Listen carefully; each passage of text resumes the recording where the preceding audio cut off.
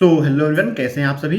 आज हम इस वीडियो में बात करने वाले हैं स्पेसिफिकली क्वांट के अर्थमेटिक सेक्शन के ऊपर कि अगर आपके मार्क्स भी अर्थमेटिक में 3 4 5 नंबर आते हैं तो आप उसको कैसे आराम से 8 10 नंबर तक लेके जा सकते हो।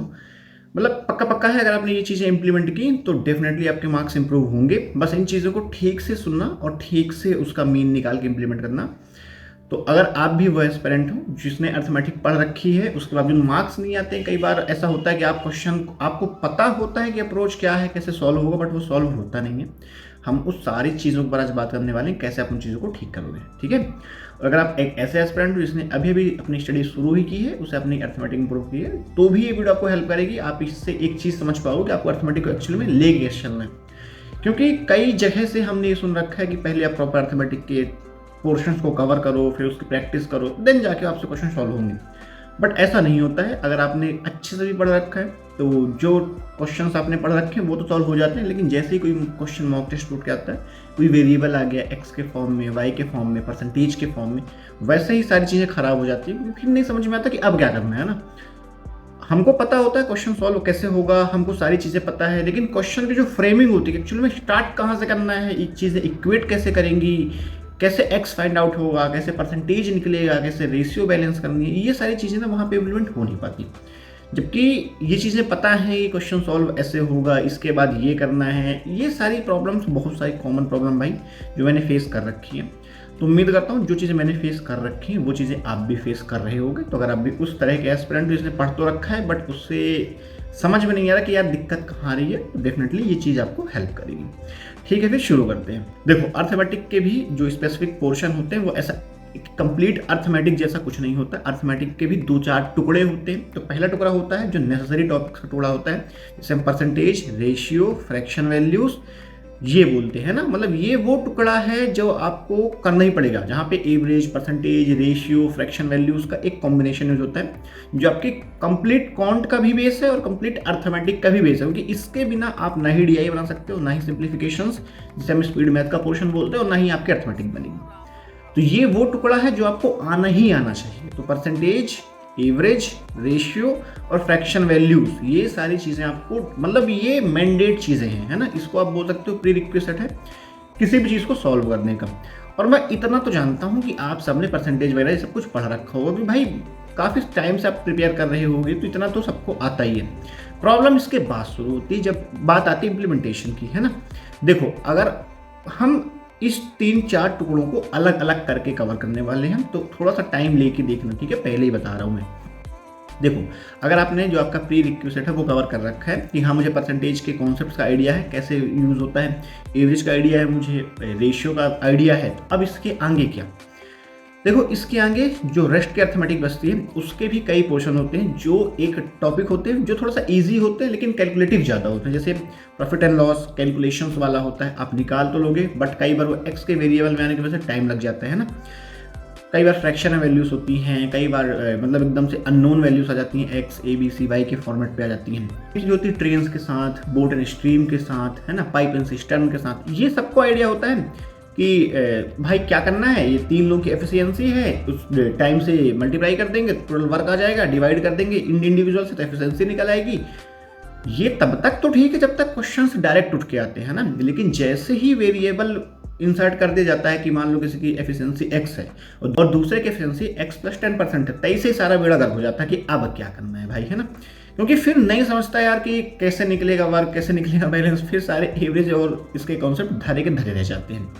देन इसका एक तीसरा टुकड़ा होता है जिसको थोड़ा सा लोग मतलब इग्नोर करते हैं या उससे बचने की कोशिश करते हैं। लाइक मैं वैसा हूँ कि भाई परमुटेशन कॉम्बिनेशन हो गया है ना, और क्या बोलते हैं उसको, क्या बोलते हैं यार उसको, जिसमें वो रहता है शंकु, षटकोण, मतलब ट्रायंगल, रेक्टेंगल, सर्कल, सरफेस, क्या बोलते हैं, सरफेस एरिया, क्या बोलते हैं इंग्लिश का सुनने का गाना मेंसुरेशन, है ना। इसका टुकड़ा होता है यार जहाँ पे आपका प्रोबेबिलिटी आती है और आपका मेंसुरेशन वाले क्वेश्चंस उठ के आते हैं। ये वो एरिया है जो मैक्सिमम एस्पिरेंट लीव करना पसंद करते हैं। पसंद क्या करते हैं भाई, बनता नहीं है, कद्दू जैसे मुझे नहीं बनता वैसे कईयों को नहीं बनता।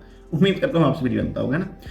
तो ये चीज़ मैंने खुद लीव कर रखी है, तो इस चीज़ को मैं डिस्कस नहीं कर पाऊंगा। शायद मैं सही पर्सन नहीं हूँ इन 2 टॉपिक को डिस्कस करने के लिए, क्योंकि मुझे खुद नहीं आते तो मैं क्या बताऊँगा, ठीक है।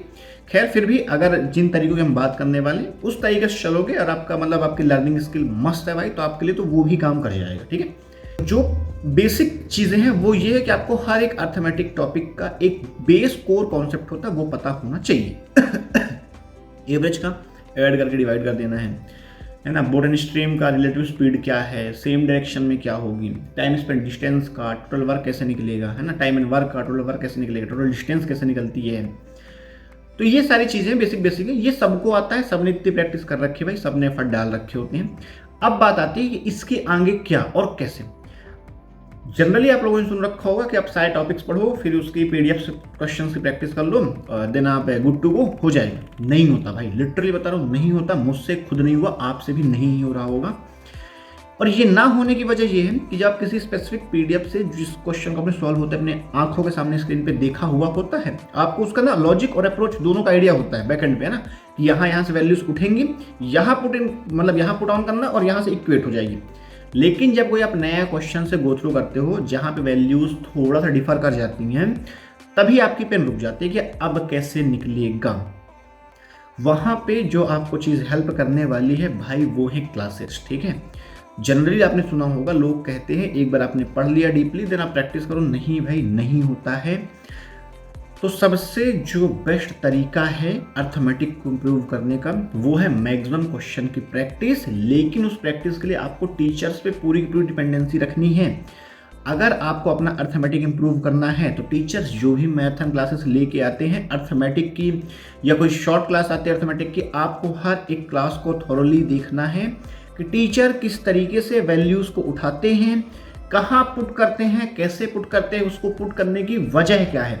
हम क्या करते हैं, हम क्वेश्चन सॉल्व करने पे ध्यान देते हैं कि जैसे जैसे करके आंसर आ जाना चाहिए, जबकि सबसे गलत तरीका यही है। हमें आंसर लेके नहीं आना है। पहला तो अपना माइंडसेट बनाओ कि मुझे आंसर नहीं लाना है, मुझे हर एक क्वेश्चन को फॉर्मेशन पे ध्यान देना है कि क्वेश्चन की जो मतलब फॉर्म कैसे करना क्वेश्चन को सॉल्व करने के लिए। देखो, अप्रोच पता होना, लॉजिक्स पता होने से बस काम नहीं चलता है, आपको उस क्वेश्चन को फॉर्म कैसे करना है वो भी आना चाहिए। कई बार सेम चीज़ों के दो टुकड़े दिए होते हैं, कितने लोग मिलके इतना काम इतने दिनों में करते हैं, सेम काम को उतने लोग मिलके उतने दिन में करते हैं। तो आपको उसके इक्वेशन बनाने आनी चाहिए कि x दोनों इक्वेशन को कैसे इक्वेट करके x निकालना है। अगर आपको वो नहीं आता है तो आप कितनी भी अप्रोचेस जानते हो, आपको कितना भी डेप्थ नॉलेज है क्वेश्चन का, कद्दू काम नहीं आने वाला है, चाहे कुछ भी हो जाए। जब भी आप अपना बेसिक्स कवर कर चुके हो, आपने ठीक ठाक लेवल पे प्रैक्टिस कर रखी है क्वेश्चंस की, लगता है आपको कि हाँ मैंने पढ़ रखा है, मुझे कॉन्सेप्ट्स आते हैं, तो टीचर्स के साथ एटलीस्ट हर देखो अब अर्थमेटिक के हर टॉपिक वाइज क्लास मिलना थोड़ा सा टफ हो जाता है। तो एक काम करो, 15 से 20 क्लासेस का अर्थमेटिक का पोर्शन उठा लो। जिस भी टीचर को आप फॉलो करते हो, आशीष सर को, कौशिक मोहंती सर को, अरुण सर को, या जिन भी टीचर से आप पढ़ते हो, उनकी 15 से 20 क्लासेस पेशेंटली बैठ के देख लो कि भाई कैसे टीचर इक्वेट कर रहा है वैल्यूज को। और एक चीज ध्यान देना, हर एक क्वेश्चन को पूरे फोकस के साथ एकदम टाइम निकाल के 2 से 3 बार रिपीट करके कि टीचर ने ये वैल्यू ही क्यों उठाई है। कई बार देखना आप, कई बार क्या होता है, एजेस का अपन कॉन्सेप्ट पढ़ देखते हैं कि मान लो कोई पर्सन 10 साल पहले इतना था, देन 12 साल बाद इतना था, फिर उसी का रिलेशन देगा किसी दूसरे पर्सन से कि वो उसके साथ वैसा था। आप कई बार ध्यान देना, कई बार टीचर वैल्यूज को ऐड करके लेते हैं, कई बार नेगेटिव में लेते हैं, कई बार परसेंटेज पे लेते हैं। वो चीज़ आपको देखना पड़ेगा कि आखिर किस क्वेश्चन के हिसाब से क्यों टीचर ने वैल्यू, कई बार टीचर्स वैल्यूज को एवरेज में लेके आएंगे कि यार सबकी एवरेज निकाल के टोटल वैल्यू निकाल देते हैं। कई बार वो आपको फ्रैक्शन वैल्यूज में लेते हुए दिखेंगे कि 3/4, 2/8, ऐसा क्यों, या है ना, मतलब वो देखना पड़ेगा आपको भाई कि आखिर क्यों टीचर हर क्वेश्चन के हिसाब से अपने आप को ट्वीक करके वैल्यूज को डिफर करते हैं। कभी वैल्यू परसेंटेज में लेते हैं, कभी फ्रैक्शन पे लेते हैं, कभी रेशियो पे लेते हैं, कभी वैल्यूज डायरेक्ट होती हैं, कभी एक्स के फॉर्मेट पे ही होगी कि किसी की वैल्यू 4x थी, वो उसका हाफ था तो उसको 2x ले लेंगे, 1/4 था तो 0.5x ले लेंगे। ऐसे करके क्यों सॉल्व होती हैं चीज़ें। जब आपको आपके कॉन्सेप्ट के बेस के साथ आपको ये फॉर्मेशन आ जाएगी कि किस क्वेश्चन के साथ कैसी वैल्यूज को फॉर्म करना है, देन आपका क्वेश्चन आपको शुरू करते बनेगा, क्योंकि आपको लॉजिक्स तो ऑलरेडी आते हैं। प्रॉब्लम इतनी सी है कि क्वेश्चन शुरू कैसे करना है, फ्रेमिंग कैसे करनी है क्वेश्चन की। क्योंकि अगर क्वेश्चन एक बार फ्रेम हो जाए तो उसका प्रोसेस तो सबको पता है कि यार ऐसे ऐसे करके भाई, उसके बाद सिर्फ सिंप्लीफाई ही तो करना है। प्रॉब्लम जो है वो ये है कि उसको भाई फॉर्मेशन कैसे करनी है। उस फॉर्मेशन के लिए आप कितने भी सेल्फ हैंडेड प्रैक्टिस कर लो, अपने हाथ से कितने भी अच्छे अच्छे क्वेश्चन प्रिपेयर कर लो, आपको जिस तरीके से आप करते आ रहे हो उन्हीं तरीकों से आप करोगे। लेकिन जब आप टीचर के साथ 10, 20, 25 अर्थमेटिक क्लासेस देख लोगे बैठ के कॉन्स्टेंट और इस अप्रोच के साथ कि मुझे बस क्वेश्चन सॉल्व नहीं करना, मुझे ये देखना है टीचर वैल्यूज को कैसे पुट कर रहे हैं, तो आपका ना माइंड उस तरीके से ट्रेन होना शुरू हो जाएगा कि यार फ्रैक्शन पे क्वेश्चन है तो क्वेश्चन की जो वैल्यूज आएंगे वही फ्रैक्शन पे फॉर्म कर लेता हूँ। क्वेश्चन पे रेशियो लग रहा है तो रेशियो के साथ फॉर्मेशन होगी। आपको उस टॉपिक के उस तरह के पैटर्न पे आपको एक चीज़ समझ में आ जाएगी, कई बार चीज़ें यार डायरेक्टली नहीं होती हैं। देखो प्रीलिम्स के लिए तो फिर भी चीज़ें बहुत स्मूथ होती हैं, है ना, कि आपको डायरेक्ट वैल्यूज मिल जाती हैं, बट मेंस में कभी भी वैल्यू डायरेक्ट उठ के नहीं आएगी। सबने मेंस का क्वेश्चन तो देख ही रखा है ना, मेंस दिया है नहीं दिया वो बात की बात है, बट सबने मेंस के क्वेश्चंस देख रखे हैं। वहां पे वैल्यूज हमेशा एक्स के टर्म में होती है, वाई के टर्म में होती है, या दूसरे से लिंक करने के टर्म में होती है, जो कि डायरेक्ट कभी नहीं निकलती। ये प्रीलिम्स नहीं है कि बस आपने क्वेश्चन प्रैक्टिस करो आंसर आ जाएगा, नहीं, आपको इक्वेशन फॉर्मेशन आनी ही पड़ेगी और इक्वेशन फॉर्मेशन के लिए आपको टीचर्स के साथ बैठना ही पड़ेगा।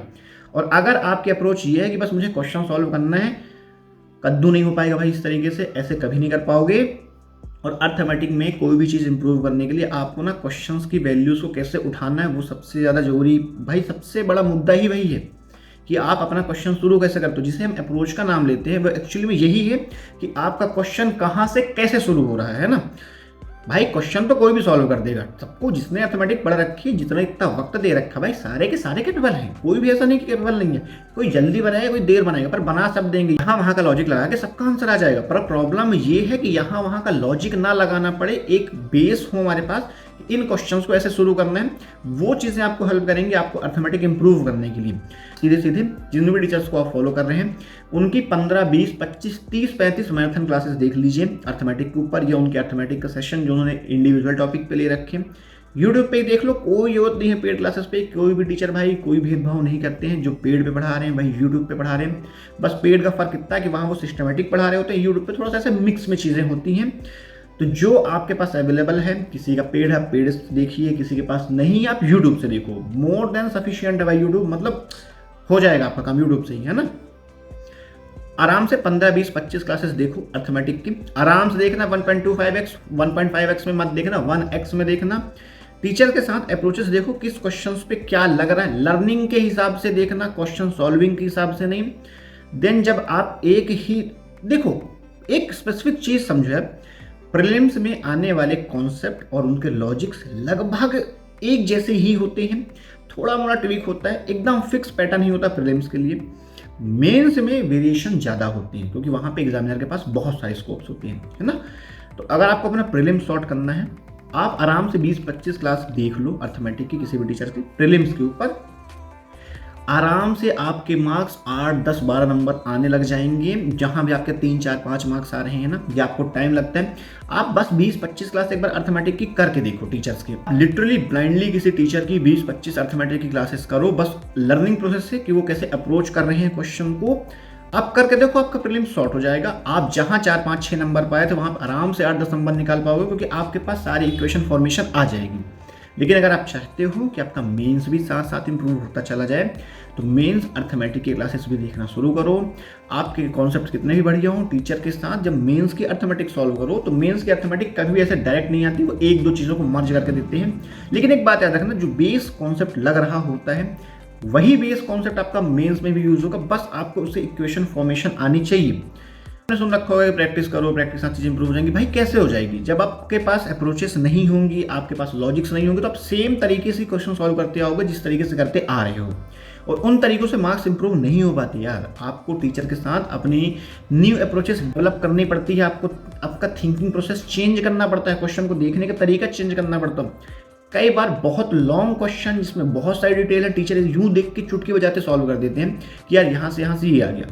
वहीं पे हमारी फॉर्मेशन एक पेज की बनती है, तरीका वो भी सही है, तरीका ये भी सही है, पर एग्जामिनेशन में आपको वो तरीका सीखना पड़ेगा कि टीचर ने कैसे इसे इतनी जल्दी कर दिया।